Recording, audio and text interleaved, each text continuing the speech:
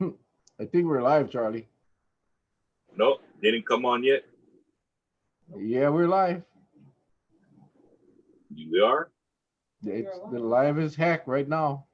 I can tell Okay. you it says live on Facebook. Yep. Well, no more that stuff that say we're live. So Oh no, here we go. Yeah, we are. I'm Jennifer is the first one. They're all on. Yep, we are on, bro. okay. Didn't come on yet. Oh, Yep. yeah, all my No, volumes no more is that, no more that stuff. okay. They must freak out. The people must trip out when they see us come on because we're like so unorganized. We don't know the kindness way. We don't know technical people. It's No, just didn't come here on we yet. go. Yeah, we are on. All right. Welcome everybody. Welcome to our COVID discussion. I'm Mel. That's Charlie on your left or your right, or wherever he is. There he's looking down, checking comments, I think. Or Yep. okay, good. I was making sure he was awake. Thank you all for joining us tonight on this wonderful, what is tonight? Monday night. I hope your mothers had a good Mother's Day yesterday. I know kind of tough with all the restrictions, but I know for the most part, most of you never follow the restrictions, and you guys all had violate, like everybody else is violating all over this island, which Charlie and I was just talking about. Everybody just basically Kauai is open. I mean, if you didn't know about the regulations and the restrictions, you would just assume that Kauai is open. Look, somebody just said our show is like checkers and pogo, but for adults. You guys are an organized mess. The best way to be. Anyway, yeah, man. If you look around, traffic, people walking beaches, just back to normal. Back to normal. I pray every night that we stay safe. Everybody is adults. Everybody think for themselves. You do what you guys supposed to do or not do, whatever. It's up to you guys. But at the end of the day, I mean, if you watch the Honolulu news, Charlie, it's kind of chaotic right now with the governor and the health director and the general, the adjutant general, the incident commander, all really not on the same page right now. Tonight we'll have Tina Yamaki. She's the president of the Retail Merchants of Hawaii. So we're gonna get a perspective from the retail merchants and seeing what happens. But Charlie, you were just talking about um, in on the North Shore, Young Village, people all over the place, just like normal. Well,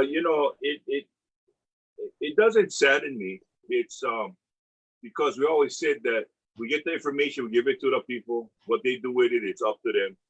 But I want to make sure that those of you who are taking it seriously, that you got to protect yourself because it seems like a lot of other people are not taking it seriously, and maybe it's because we've done such a great job in bringing into perspective, like one of my posts today, and that is these islands have gotten scrubbed so clean that there is no way we're going to catch on virus within ourselves.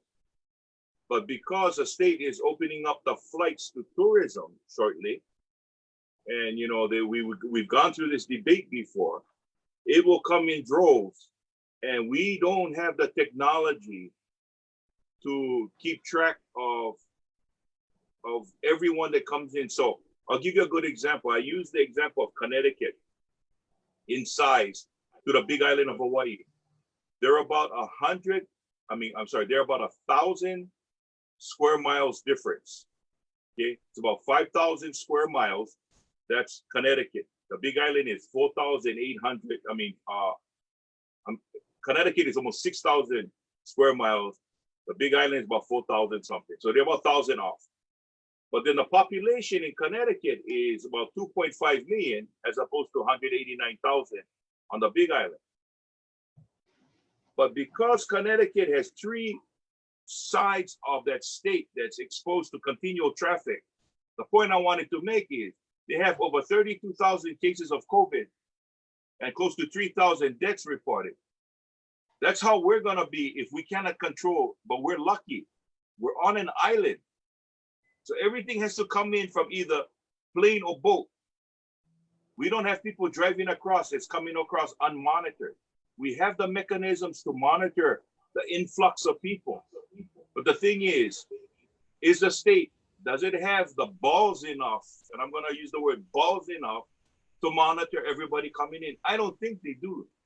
No, I don't think they have the balls enough. And what's going to happen is that virus is going to walk amongst us. And we talked about asymptomatic. He will be hidden. But when you get it, and you get that oh shit moment, then you're going to know you really got it. And that's when you got to fight for your life. So, I'm not going to get mad at people not following the rules. I'm just going to protect myself, give you the information, and hope you folks can protect yourselves too. Because people out there in high places, not talking about our Kauai County government, but our government, like the governor's office, that's where a lot of the directions come from. It apparently, they're not really looking at it. I mean, I hear a lot of talk, but that's about it. How you doing, Mel? This has been going on for a while. Tina is in the waiting room. I just want to say that,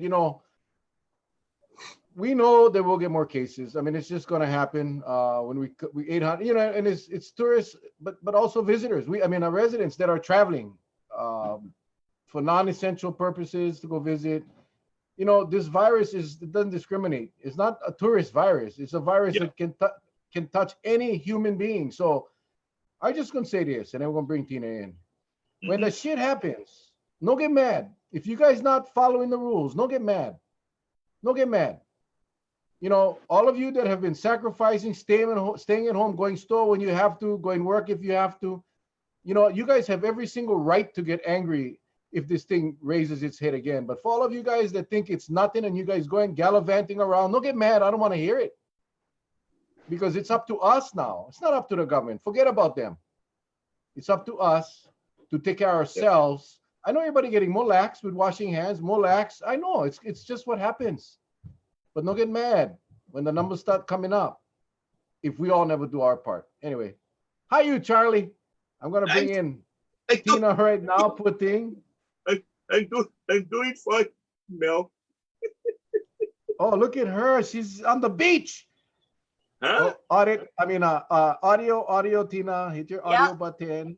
There you go. Where are you? You're on the beach in Waikiki? Of course. And beautiful Mililani. Thank you so much, Tina, for joining us. Thank you for having me. Thank you. I had the pleasure of meeting you many years ago at an identity theft task force that the legislature set up. You remember that? That was a long time ago. Yes, and I actually came and testified before you too at City Council. Oh, really? Yeah. In my past life when I represented hotels. Oh, okay. I was thinking, can I be retail merchants? All right. Well, thank you for joining us, Tina. I appreciate you jumping on board. We got a couple of housekeeping measures. Number one, everybody hit the share button now, including you, Tina. If you have your simultaneously running Facebook Live, if not, don't worry about it. But for those of you that are watching, hit the share button, start a watch party right now. Tina is the president of the Retail Merchants of Hawaii, and she's going to give us some insight. And then the second thing is our shirts here.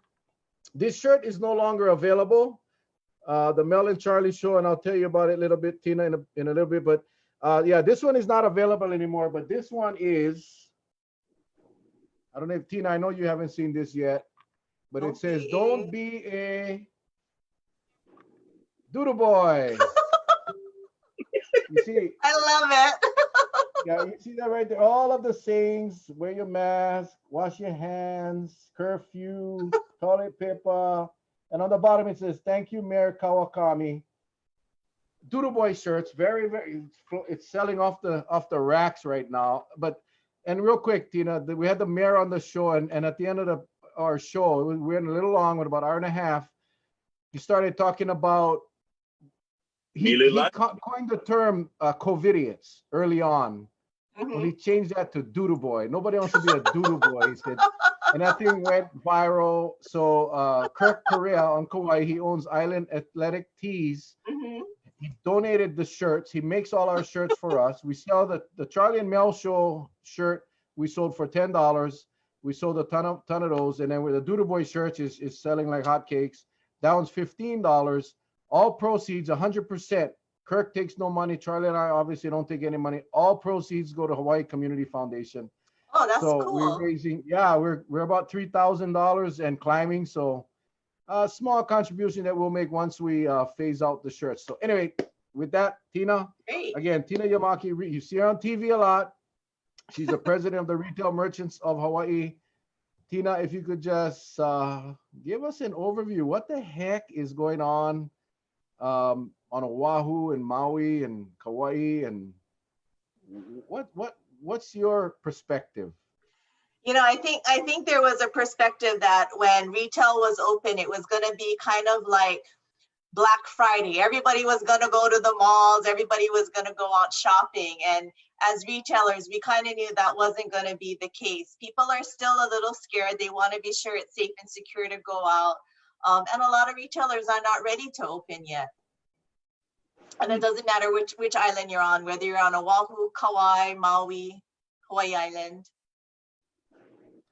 Yeah, I saw Mayor Victorino on tonight's news. He said basically, today was their day to open, but he's not forcing anybody to open, and a lot of people aren't ready.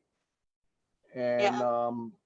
My wife was saying that in one of the shops here in Kauai, you cannot try on the clothes, and if you do purchase anything, you cannot return them.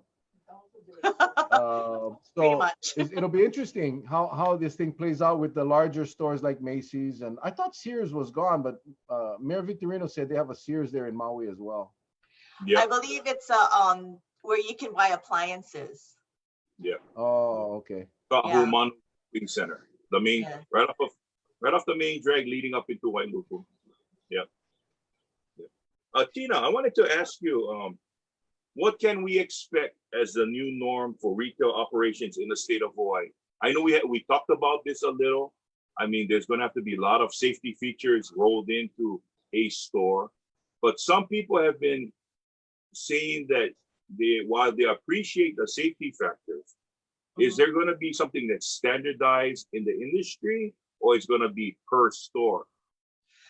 So we actually came out with guidelines for retailers, and we also understand that no retail is the same. A kiosk is going to be different than a crack seed store, is going to be different than a department store, is going to be different than a surf shop. So we kind of have to, I guess, massage the guidelines a little bit and have options for everybody.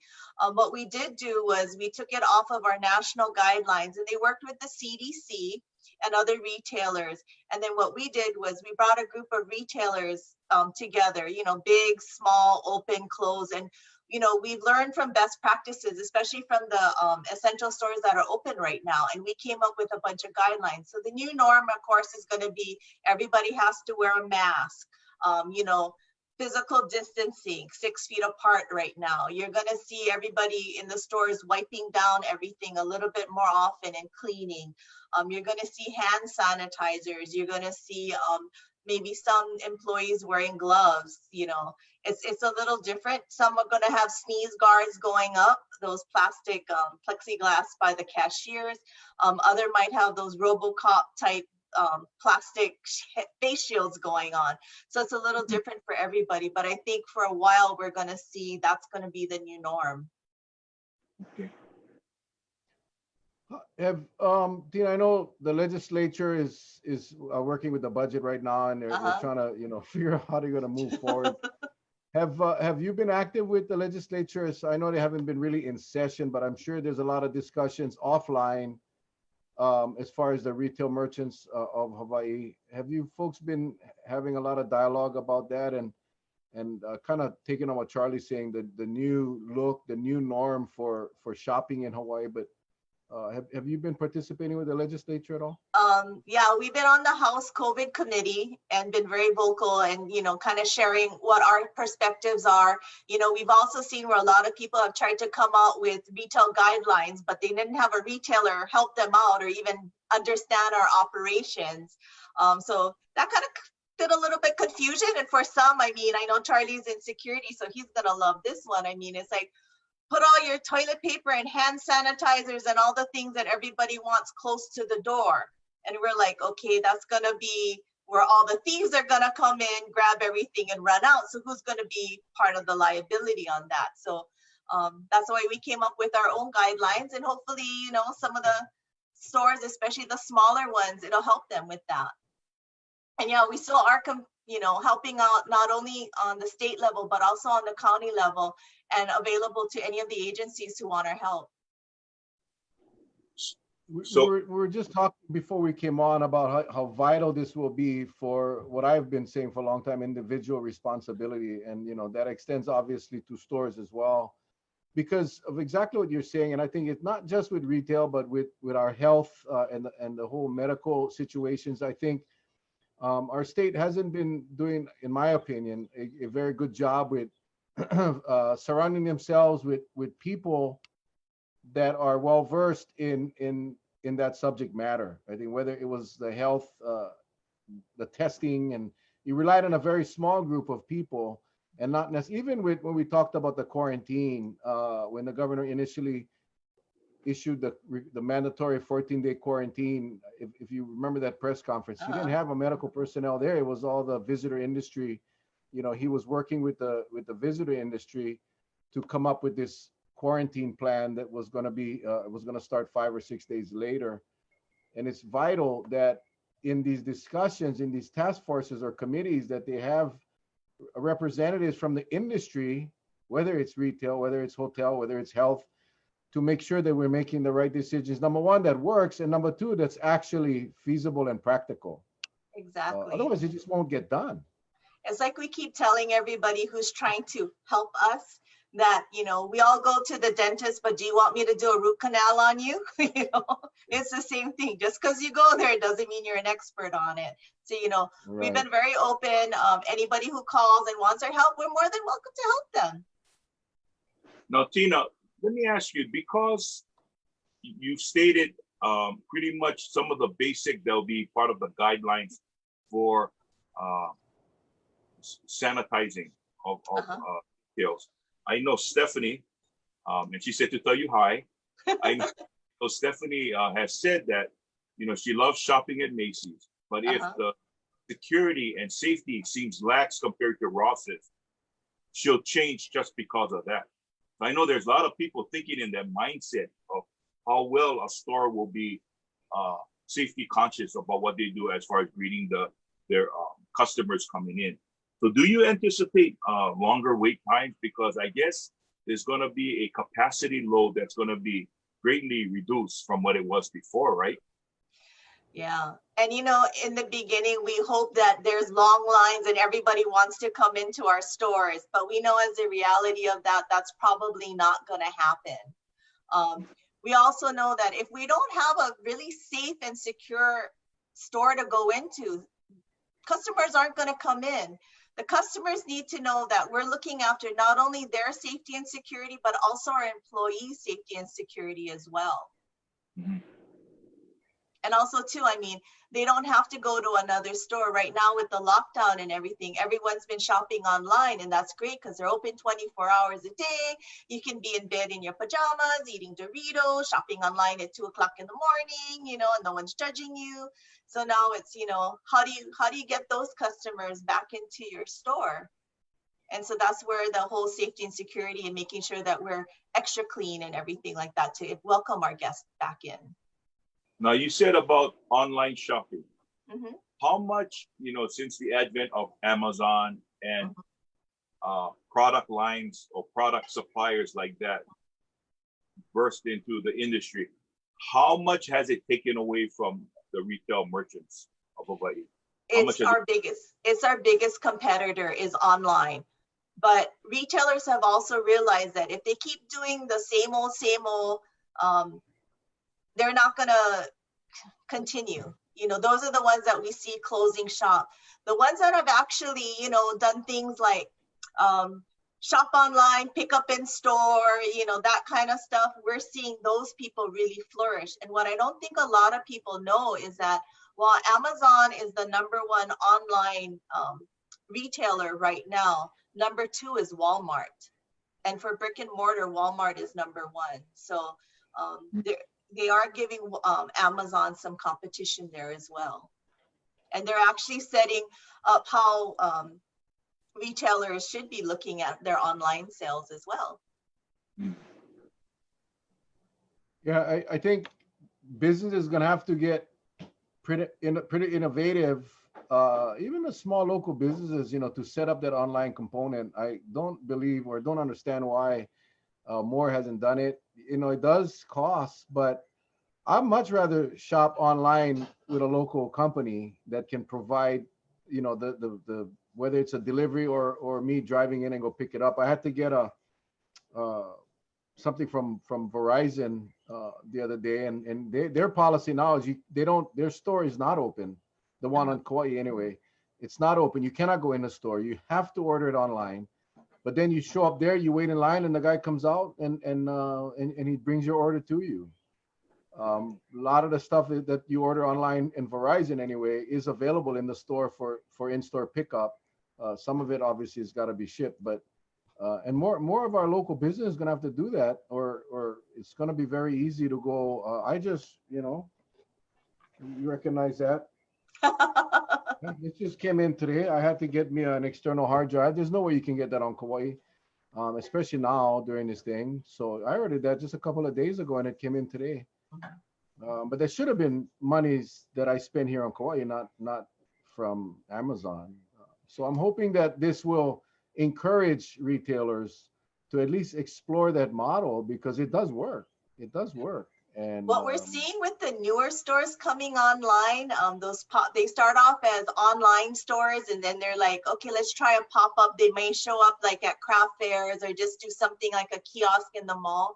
We're starting to see them move into brick and mortar as well. So there are some that, you know, are really into both sides and they understand it. Of course, it's kind of the younger generation who's doing that.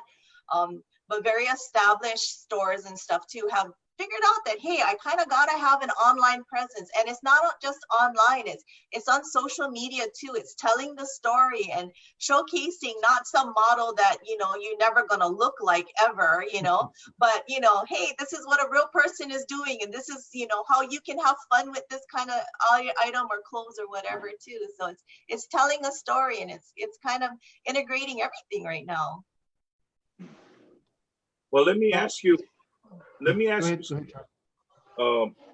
you know, with the adjustments that needed to be made because of the financial times, and everyone is taking a hard hit. I mean, every facet of life that you can think of is taking a really hard hit. How have, like, say for malls, how have the landlords been towards your retailer? Have they give concession, or do they have plans to? Because I guess what I'm trying to get at is, you know, to hold on tight to some type of lease that, you know, the store can't manage to pay. It's almost like, you know, who's going to fill that spot if that store has been there for a while? So are the mall landlords, I should say, are they giving concessions to these retail outlets, or making some kind of plan to help them out as well? You know, it's everyone is different. It's like every family is different. We've heard where some are doing concessions and they're helping their tenants. Some are trying to work with them because each individual lease is different. And then we've heard some where it's just straight out, you have to pay up, here's your second notice. So it's kind of been a little bit all over the board. And we also realize that the lease is the #1 expense for a lot of businesses, and people haven't paid it in the last 2 months, going on 3 now. And not only have they not paid their lease for their business, but also on their home. So pretty soon they may also lose their home. And, you know, there's also other operational expenses that they're getting indebted into as well. And not everybody got PPP loans, which is sad. Well, you know, I just heard today, and I was shocked, but an example in our Kukui Grove, which is our largest mall here on island, I heard that Macy's, Long's Drugs, and Ross's, they actually own the property. I didn't know that. I thought it was part of the mall. They actually own it.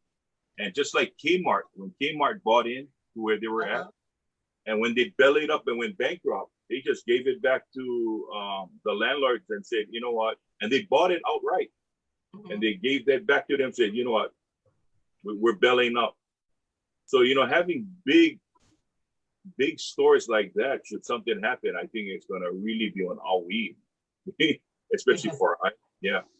Yeah, and I just want to say, I know for those islands that are open, they're like, well, how come Macy's or how come some of these larger stores haven't opened up? Oh my God, they might not. They will be opening up, a lot of them, but it's a corporate decision, especially with that little snafu that we had when, you know, it was on the 7th and it was not on the 7th. And so a lot of companies just said, let's hold off for a while and we're going to open up later. And some people also didn't want to open up right away and rush into it and not be ready. They wanted to have the signage. They wanted to be sure that, you know, their employees were all there. They were properly trained. So as we go on, you're going to see more and more stores opening. But then again, you're also going to have a lot of stores who may not open because they just can't afford to reopen anymore. And then also too, the ones that are heavily dependent on tourists and maybe also in your resort area, they might not be opening until the tourists come back. The as far as malls go, how are the malls doing in Hawaii? Is you're a membership organization? In other words, people join. They're members of the retail merchants of Hawaii. Is that how it works? Yes. And you have you have a lot of members here on Kauai. We have members, yeah, because I mean, somebody like Crazy Shirt or Longs, I mean, they're on all islands type of thing. Oh yeah, yeah. How are the malls? I don't know how to put this question, but are they thriving like they used to be? Is it a dying breed? Is the mall structure going to go away at some point? Well, pre-COVID, we were doing really well. This last couple of months, like everybody, we tanked in the toilet like everyone else. But you know, like retail and everything, we're seeing malls changing now. It's no longer where you go shop and eat. It's you can go get a doctor's appointment. You can go to the movies. You can go to an arcade. There's a little bit of something for everyone. It's more entertainment based now, where the whole family can come, and it's not where you see, you know, the significant other seated outside with the other person's handbag waiting as they're shopping. You know, now they can, you know, I think a couple of the grocery stores even has bars in them now. You know, you're starting to see, or all different kind of things, sports bars, jungle gyms for the kids. So it's a little bit of something for everybody in the family. Well, you know, back in the older times, we always looked at, like, say, Ala Moana, for instance. Always Sears on one end, Liberty House on the other end, two anchor tenants, right? They bring everybody in, people do their shopping, but then they're allowed to disperse and go to the smaller shops in between the two. Is that still the running format of shopping in the retail business, or now people are actually saying it's not so much the anchor tenant, but they look specifically for a particular shop? It depends. Some people are very brand specific and brand loyal. So that's the only store that they're going to go to, or only stores that carry that type of brand. We are seeing where people still go to the anchor tenants. It's different back than what you're talking about too, because in the Sears days, you got the catalog, and bookmarking means you kind of fold the page back, and you know, you wanted to search for something, you go down the index. You know, so retail has kind of changed, and we've changed with it. We have to really listen to what our customers want, because if we don't do what they're looking for, they're going to go someplace else. So that's why you're seeing malls and everything kind of changing now. You're seeing where car dealerships are showing their cars now in the malls. You're seeing a whole bunch of other things going on, more entertainment, you know. So it's still changing, and we're still evolving, and every county is different. Every mall is different. I kind of want to go back to the COVID discussion as far as the retail merchants now, because I'm assuming that we had that discussion about, you know, people are going to go where they believe it's safe. We know that some people don't care. We know that there's a lot of people now. I'm sure on Oahu is the same way. You have a lot of people running around, no masks, congregating, more than 10. Beaches and the parks are crowded. Same like here, more traffic since they eased up.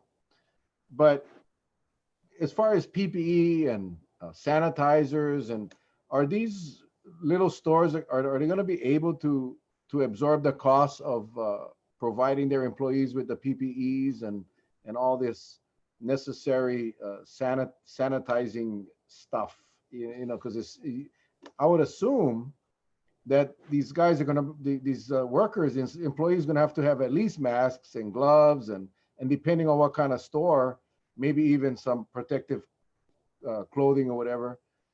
Is that something the retail merchants can absorb right now to invest in? Well, for if they want to open, that's what the mandate is right now. And also too, I mean, there's other ways too. You don't have to open to the public. You can buy online. They can deliver it to your car. So you don't have people coming into your store. You can do it by appointment and really limit the amount of people. And we understand. And that's why there's so many small stores right now who are debating, can I afford to open? I have all this back rent I gotta pay. I haven't paid my taxes in how long? I now have to buy all this PPE equipment. Can I afford it? And that's the first thing we always tell retailers is, can you afford to open? Because now you have all this added expense. And it's sad because we're hearing some may not open again. Is there any type of operation within the retail merchants that say, if buying PPEs is going to be the norm, that they all, I guess, bundle together to get it at a real attractive price and have like a break shipment where in each mall they'll have a location just for PPEs for retailers? Are you folks thinking about doing something like that to help the retailers? We've kind of talked about that, but like with everybody else, you can get in the shipment once, but how do you get a steady supply of these things? And that's what people are looking at too. We are working with some local vendors right now to try and get some really good pricing for a lot of our members, getting the information out. No longer can, you just go down the street to a box store and buy all the sanitizers and Clorox wipes that you need. So we are looking at finding different ways for our members. You got to understand, I'm an office of me, so it's a little hard, but I don't have a big staff, unfortunately, what everybody thinks, but we are doing our best. We are trying to hook up, especially retailers who are looking for these kind of things with suppliers that can do that. And like I said, in the beginning, a lot of them have the hand sanitizers, they have the mask. It's just, how do you continue that supply? Well, I think, just recently looking at all of these breweries that jumped online and got the FDA approval to go ahead and make hand sanitizer, like here on Kauai, Koloa Rum. Yes. We had some friends that were looking, they were so desperate because they're anticipating reopening a salon. So they went into disinfecting the whole place, but they just couldn't find sanitizers or cleaners. And I called a friend over at Koloa Rum, and they say, yeah, but when you go online, you have to go into the uncategorized portion of the online. It won't pop up in the front. And unless you know that, you wouldn't see the hand sanitizer. Then if you go uncategorized, then there's this list of sanitizers and other products. So I think, it's a good thing that these companies here locally, like we heard on Maui, the Maui Brewing Company, right? Mm-hmm. Poor guy got in trouble for selling hand sanitizer, giving away hand sanitizer with liquor. Yeah. And that kind of blew up. But needless to say, I think we have a lot of those products. But I think like the N95, because it's reserved only for frontline medical workers. Yeah. Those kind of things, face shields. I know Iolani School has been a big advocate with their 3D printing project at the school. They've been printing out a lot of the masks for a lot of these companies. So I think, that will be the way to go. I would think for the retail people looking at getting stuff like this. And we are seeing smaller businesses hooing together to purchase these type of things. And like I said, everyone is a little different in their needs and what they want. It's not like we can buy a whole bunch of sneeze guards for everybody, because some, the different sizes and all of that. We are kind of hooking up our members if they have a question or they are looking for a product, if we know of somebody. We've even had some nail salons contacting us and go, hey, we have a lot of gloves. We have hand sanitizers and all this other stuff that we're willing to help out with our neighbors at the mall if you know of anybody. So we let them know about that too, and they're willing to sell it to them at what their cost was. So we're seeing now it's not like 365 days out of the year, we're competitors, but this has brought us all together and we're all in it together. So we're all helping each other, which is nice to see. Good. Good. One of the nice things I've seen commodities, and we talked about the online platform where stores or retailers are actually trying to sell their stuff online, but also the pickup and the delivery services that are happening now with mainly restaurants, but also I believe some of the stores are doing the same thing. You can place your order and they will actually deliver, or you have these services. I think one of them is called Instacart here on Kauai. You can call them the shop, the store, or go through Instacart. They'll actually go do your grocery shopping and bring it to your door. I know at the restaurants that there's one Smiley's in Lihui that you call in your order and then they call you when your order is ready. You pull up on the curb and give them your description of your card. They bring it out, so you don't have to leave your car. Of course, McDonald's and the fast food places now, they have the apps. But are you seeing a lot of that happening? Do you envision going forward that more of those types of support businesses may be popping up to provide that delivery service or shopping? Absolutely. I think with everybody having to, stay at home, work from home, we started using different apps that we normally may not have used. I know grocery stores have it where you can order everything online and they'll come to your house and drop it off. So we're seeing we saw an increase in things like that. Also, even with the food deliveries, for dinners or lunches and all of that, that has kind of gone up too. We've seen new businesses emerging as well. It's not just on Kauai, but on Oahu, Maui, and Hawaii Island as well. So there's new cottage industries, and I know some of them started out as helping out the kapuna by doing errands for them, and now they've kind of expanded to, you have children and parents, and now they're just doing it for everybody. Yeah, pretty interesting. I mean, you do what you got to do, yeah. It's interesting how these new cottage industries are coming up, and that's great. I mean, they're being very entrepreneur about it. And then they don't want to. I don't want to put you in a spot, but a lot of the retailers rely on tourism. They rely on visitors. What is I'm confused as to what the governor's trying to do.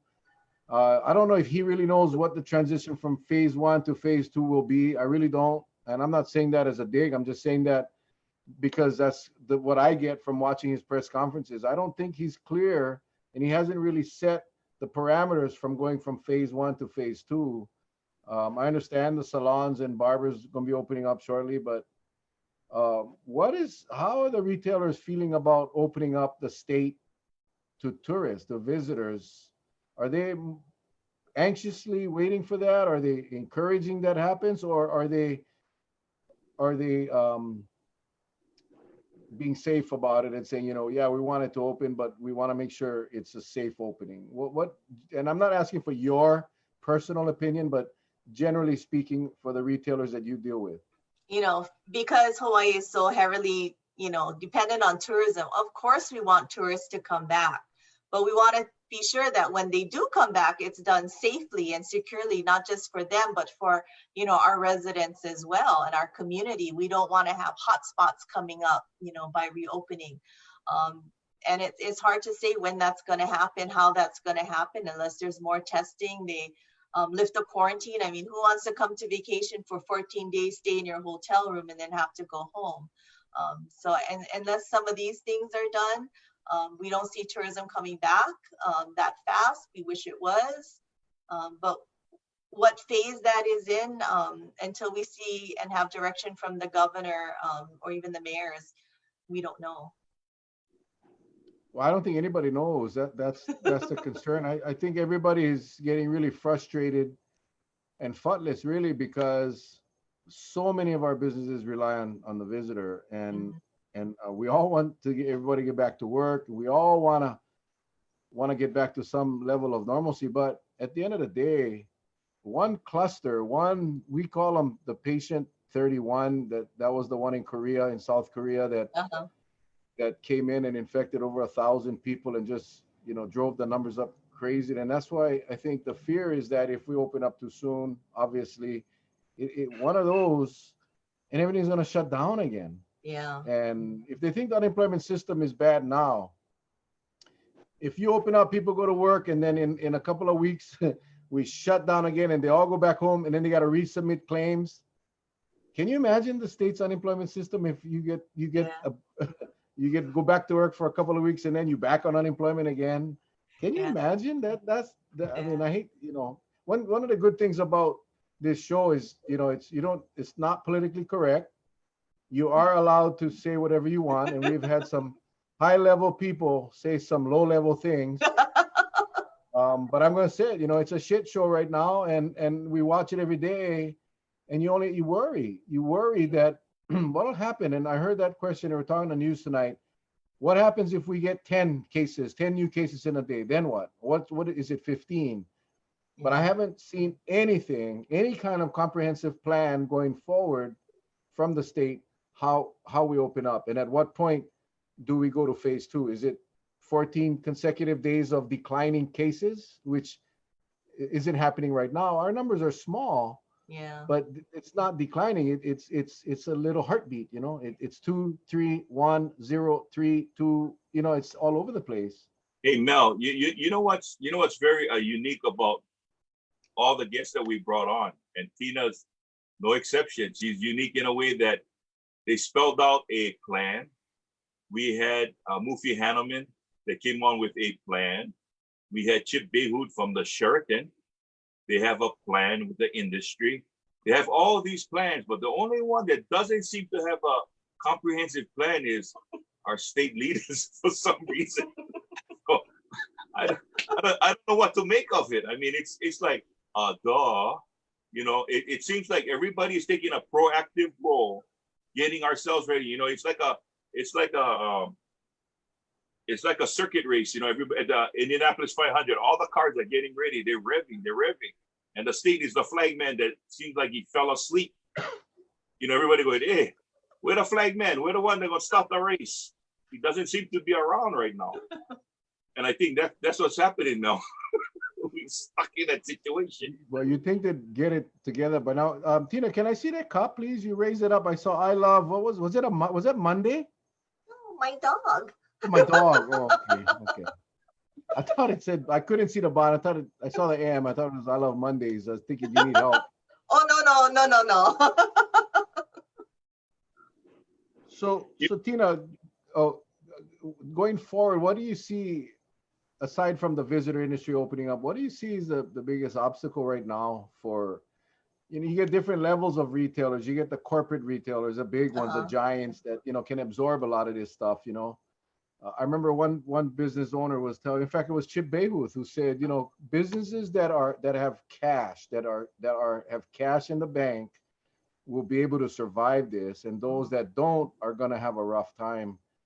So what do you think going forward the biggest struggle for your mom and pop or your medium sized businesses here in Hawaii? I think the first thing is just paying their back rent. How do you do that? How do you get out of debt, and move forward?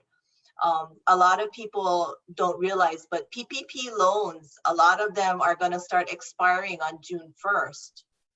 What happens then? Are we going to see more people unemployed, and are we going to see a blossom in unemployment? I mean, it's just a fact of life. We're seeing some of the larger stores too, who may not come back online at all. We've seen in the papers that some have filed for bankruptcy. How does that affect Hawaii? Are they going to be reopening the stores here? Or we hope that they do. So it's kind of an uncertain right now. Chip was correct. A lot of people, who have the cash are the ones who are going to be opening. But for retail, the margins are so low because we're competing with online. And so we have to be able to compete with them, you know. And now and before, when you went to a super sale or something like that, you could buy $100 coffee maker and you got it on sale for $50 and you'd be so happy, you thought you got the deal of a lifetime. Well, now that $100 coffee maker is maybe $5 or $10, and so they have to sell a lot more in order to make profit. So it is harder for retailers right now. We are trying to get back online and get our employees back in as soon as we can too. I mean, we don't like to see everybody furloughed and out of work. We had a viewer ask a question about smaller shops. If you see them consolidating, I know on the Big Island, I want to say it was Target, but it seems like when you walk in the shop, there's also Target and CVS. It's kind of combined into one under one roof in the same square footage. Do you anticipate, say, smaller shops to kind of like make ends meet, maybe consolidating with another shop? They could. We're seeing where some are being bought out by others, or they're talking about it, just because the one shop maybe can't afford to stay open anymore. We're hearing a lot of different things that are going on. I mean, it's just unfortunate times right now. I think a lot of people were just starting to get their momentum. We had a pretty good, for some had a pretty good Christmas and holiday season, and then this happened. So it's tough to say. With the Target and the CVS, I know that partnership was for a while. You are seeing where a lot of stores are partnering with others, and you can kind of see them come in, be part of it.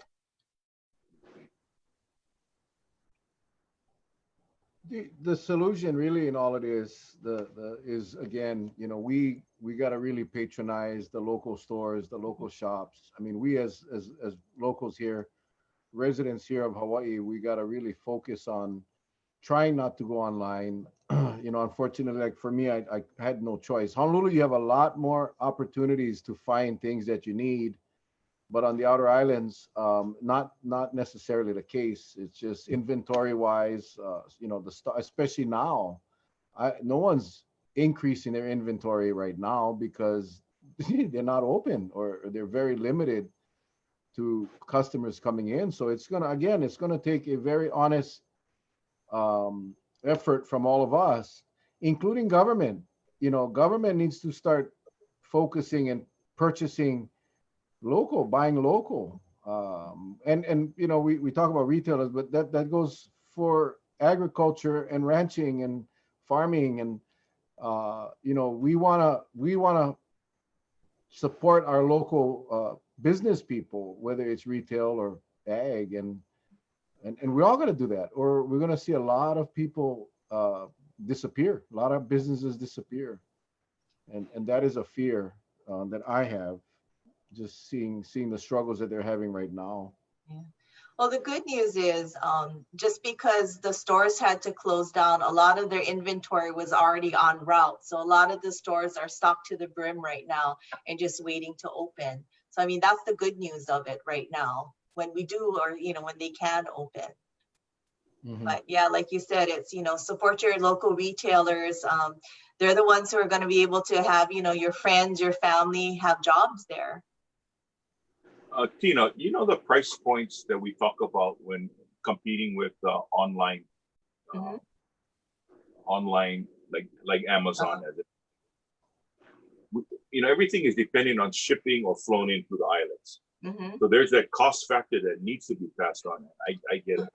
Would you happen to know what that cost factoring is? Because I think depending on what the retailer would settle for on the bottom line, when you're looking at that profit margin, I think with these times, they'll probably have to take even much lesser than what they were getting before, just to attract the people to come back, right? Yeah, and what that number is, I'm not really sure. It's different if you're a small business rather than a bigger business, volume.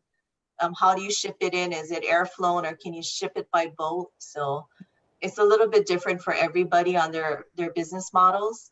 I know some stores have been starting to try and locally source a lot of their inventory, which is great. So I think you're going to see a lot more of that too. And I mean, even when visitors come to Hawaii, they want to bring something back that's from Hawaii, not something that they can buy in their own store, something that's unique and tells a story. And, you know, that little souvenir when they go home to remember Hawaii by, you know, no matter how ticky-tacky it is, but, you know, if it's made in Hawaii, that's something that they're looking for. All the chalets, all the little chalets you see at the Walmart tourist section or at the Hilo Hattie's. It's so cool. You can buy 100 of them. It's very cheap, but then you got to make sure you take out the made in Philippines tag because then it's not so Hawaiian afterwards, you know. And I tell you what, we did that, and we didn't realize that, and it was a pain in the cole for Hamo, every single tag because it's just not really cool. That's what, you know, like Amazon, you know, there is no shipping. You don't pay any shipping. You know, their prices are low, and you don't pay if you're on Prime. I guess you gotta if you're on Prime. But even for a lot of the online retailers, many cases shipping is free. I'm not sure how they do it. I bought a safe for my house. The safe is heavy, and I don't think they realized the free shipping. I bought it on Amazon and it said free shipping, and they sent it to me, and I didn't pay a penny for shipping, and they had to have lost money on that one, or their margin was shrunk pretty rapidly just because that had to come all the way from the mainland, and I didn't pay a penny. So I feel for these retailers that they don't have that break. They're not buying from Amazon Prime, not most of them. You know, they're paying top dollar. Yeah. And if they save on the shipping, it's gonna take a couple of weeks to get here because it's got to come on a boat. Yeah. So it's a stressful thing. And not only that, but they have free returns because I had a friend just like you who bought a speaker for his stereo system, and it ended up being over half of the living room, and the wife made him return it, especially when it came on a pallet to be delivered. And so they actually returned it, and Amazon took it back, free shipping. Wow. So they lost both ways. Yeah, I guess their volume is so much that they can afford to. Yeah, even my safe that the password or the what do you call it, the combination thing doesn't work. So right before COVID, they were supposed to send me. They were going to send me a new one, and then the same box. I'll put the old one in and ship them back free. It hasn't happened yet, probably because of COVID. But yeah, they're going to lose big time. That's a heavy thing. So. Hey Tina, So you what know, else? Oh, go ahead, Tina. Go ahead. you know, Tina, we talked about tourism again, and that seems to be a hot button topic with most of us because, you know, we know that the influx of new cash flow has to come from them. There's nothing else because agriculture at one time, which was pineapple, sugar, that's no longer. So tourism, whether it has a direct or indirect effect on retailers, if the state cannot get tourism up and running, say August, September, by that, what's your take with your retail operation? I personally don't think there's enough on the just what we have here in the islands that could sustain retail operations across. Maybe, you know, like going to the supermarket or going to like say a Longs to pick up our drugs. But like the Deja Vus or the Gene Warehouses of the world, I really don't know if there's any if we can sustain helping those kind of smaller ops. You know, what's your take? You know, I think especially if you're visitor industry dependent, the longer the visitors aren't coming, the harder it is to stay open or hold on to your business. It's time now to kind of look and diversify maybe. You know, we've heard of some retailers who have, you know, a store in the resort area and then some that are like in the major shopping malls. And so they're opening up the ones in the shopping malls for right now and holding off on the resort area. It's hard to say what's going to happen. You know, we hope that everyone's going to survive all of this, but the longer we don't have the tourism, it's harder because, you know, it's like that story of the $20 bill. The visitor comes and pays for the hotel room, and then the hotel pays the hotel worker who goes and buys a plate lunch, and, you know, the farmer goes, you know, pays the farmer, and, you know, and the farmer go buy, I think, tennis shoes for his kid, you know, that kind of stuff. So everyone is kind of affected by tourism. And we just hope it comes back soon, but it has to come back in a safe way. We can't afford to be closed again. So, you know, you say diversify. What kind of diversification would it take for retailers? Because if I guess this pandemic has taught us a lesson, that is when we're heavily dependent on tourism, then maybe we might have to look away from that just as a safety, you know, like as a safety catch to maybe keep our economy going where we're dependent yet not so dependent. So do you see in the retail market any kind of diversification, and what's your take on what type of diversification that would be? You know, that's up to the retailer because they know their customer and they know their inventory better. But a lot of times, sometimes they're 100%, you know, dependent on tourism. You know, the question is, how do you get the local kamaaina to come into your store and start shopping in there and start to learn about you? You know, if you had only 15%, how do you increase the kamaaina to come back into your stores? You know, it's, you know, and it's hard to say because, like I said, every retailer is different. There's not a magic wand or an answer, and it helps everybody. It's the pressure on the governor and the administration is very, very strong to get the tourism restarted again. I mean, just because, you know, we're trying to get, I have a couple of colleagues to Paul Brubaker, the economist, to come on the show to really take a look at the numbers. You know, every day that that goes by, you know, how many businesses are shutting down for good, closing the doors.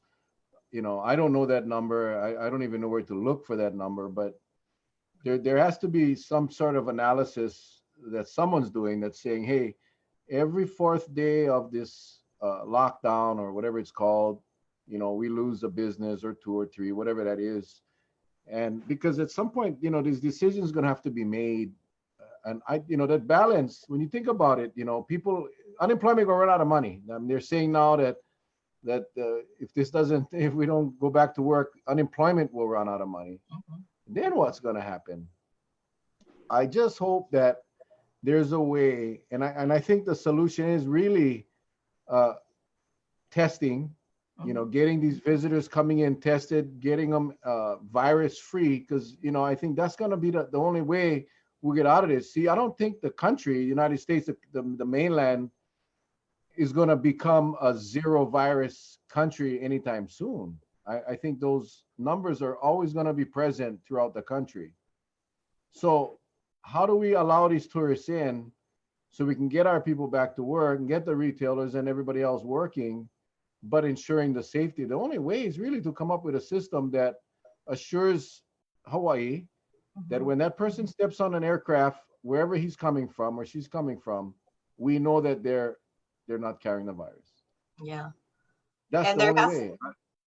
No, exactly. And there has to be a better mousetrap than what's going on right now, because, you know, every day there's some okolepuka who tries to avoid, you know, being quarantined, and they're doing selfies and all kind of stuff on social media, you know, and we don't want to be the state that is known for, you come to Hawaii, we're going to arrest you, you know. It's a delicate balance there as well.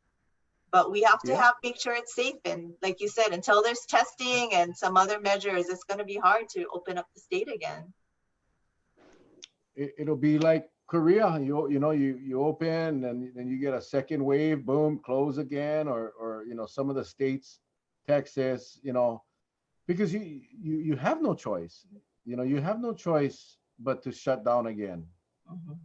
If you get hit with a cluster, and it's just so unfortunate. This is not an easy thing, and I just we look down because we're looking at our comments, Tina. We're not being rude, but it's just Okole Puka now is going viral on the comments. Oh my God. No, we're not doing it. We're not doing an Okole Puka t-shirt. No, no, no. It's going crazy. I mean, we have a language teacher that interpreted Okole Puka, but we're not gonna say what it is. I was trying to be nice about it. If you want to know what it means, go look at Tyson Moises' post. He just posted what it is, and I'm not going to repeat it. It's I'm an not gonna industry repeat it. term. See? Now they're saying new shirt, new shirt, new shirt, no new shirt. You know, I got to tell you, I tell Charlie, you know, he called me up in the morning. Hey, no, did you see the post? I said, Charlie, for the last 3 hours, I'm doing these damn shirts. You know, we got to do spreadsheet, making the order, keeping track of payments. And screw this. And then my wife got a bag, first she bag each shirt in a Ziploc bag with the mark on top who it's for. And we need to open a t-shirt store. That's what we're going to do. We're going to, Kirk gonna make them, we're going to sell them. And hey, I'm going to tell you right now, Okole Puka is going through the roof right now. Nah. Then you know what, Charlie? You run the shirts, buddy. You run the shirts. I'm not doing it. Screw it. And Hey, you know, putting what? on my retailer hat, if you guys sign it, you guys can charge an extra $5. Yeah, you know what? Yeah, one of you entrepreneurs out there, go ahead and do it. All I ask is that you donate some to Hawaii Community Foundation. That's all. Oh, here, no shirt, but maybe a bumper sticker. We get a dry fit shirt. They want a dry fit. Wow, Tina, boy, that hour went quick. What you got the floor, girl? What do you want to share? Anything you want to share? You know, Any it's new just t-shirt designs. You know, we just did a new t-shirt design, but anything else that you want to share with the people? it's just go out and support your local retailers. We know it's really hard right now, but we encourage everybody to do that. That's the only way that we're going to stay in business. You're not going to hear about the smaller stores closing. You only hear about the big ones closing, and you only find out about it when they're boarded up and they don't open again. So it's always buy local. Even the major brands here, the national brands, buy local too, in their store, because they're the ones who are hiring and employing your neighbors, your family, and your friends. We're not And don't be an Okole Puka. We're laughing at the comments, like guys begging, please, one more shirt. No, it's not gonna happen. It's not gonna happen. Sorry. Hey, Okole Puka for governor. Okole Puka. This is the deal right here. Don't be an Okole Puka. Oh my God. No, do the boy. Oh, Tina, thank you so much. Charlie, any closing comments, my friend?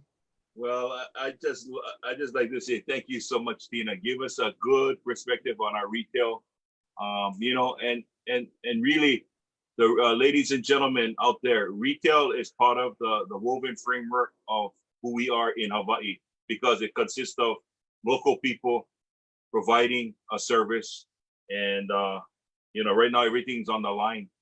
So I'm gonna say, if you can provide some support to these local retailers, do it. I mean, I'm gonna try my best, and I think it's only fair that we help these people. And I think if we talk about diversification, I really think Tyson Moises had it right. Okole Puka, we can sell that. We can make a ton load of money, right? Ton load of money right now. But for the most part, I just want to say thank you, Tina. You brought a really good perspective on this whole thing, because I, for one, maybe I've taken granted for our stores in the malls, because you just pass by, go, you see something in the window, you're going to buy them. But there's a lot of things that went into putting it out, how it was shown. But now more so than ever, your members are going to have to look at the safety aspect, which was kind of, I don't know if it should have been there, but it was never thought of. But now it's more real than ever. So I just like to say thank you. Thank you for bringing it to the forefront.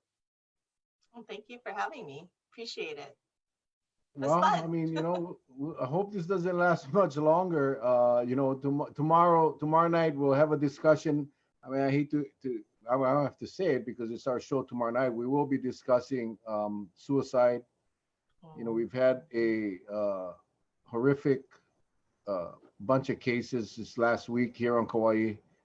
A lot of people affected, a lot of people affected. So tomorrow night, our discussion will be on that. We'll have some experts on that'll share with that. And on Thursday, we have Representative Val Okimoto coming back. She's going to be talking about some of the House matters with COVID, as well as the prison release program that we're finding out may not have been a good idea. But that's just one of the things we'll be talking about. So yeah, interesting shows ahead for you guys. Please join us tomorrow night. Aside from that, Charles, you gonna grab your guitar, Charles? Oh man, I thought we could get away from this, but we every night. This is where about 5 to 8 everybody comes on just to see our closing, because it's so good. But we started this a long time ago, and probably Charlie joined. I did a Facebook Live for almost 2 years now, every Wednesday night, just covering local issues. But then when COVID came up, Charlie and I started doing this thing every night. We've done it every night to bring on guests that have expertise and can share with us information that people need. But the bottom line, the whole message we try to put out there is for people to follow the rules, stay home, wash your hands, don't touch your face, social distancing and all of that stuff. And of course, no one listened. They did for a while. Now they're starting to take advantage again. So anyway, Charlie and I came up with this, that if people cannot flatten the curve, then we will flatten their ears. So every night we close with this wonderful song. Charles, take us away, buddy. One more time. Oh, call me up. You might I know, Tina. You're like, are they for real? Yeah, we're for real. Tomorrow night, 7 o'clock, everybody. Join us. Love you guys. God bless. Thanks, Tina, again. We'll see you around. Thank you. Good luck in the retail merchants Hawaii, and stay safe, everybody. God bless. Thank you. You too. Good night. Good night.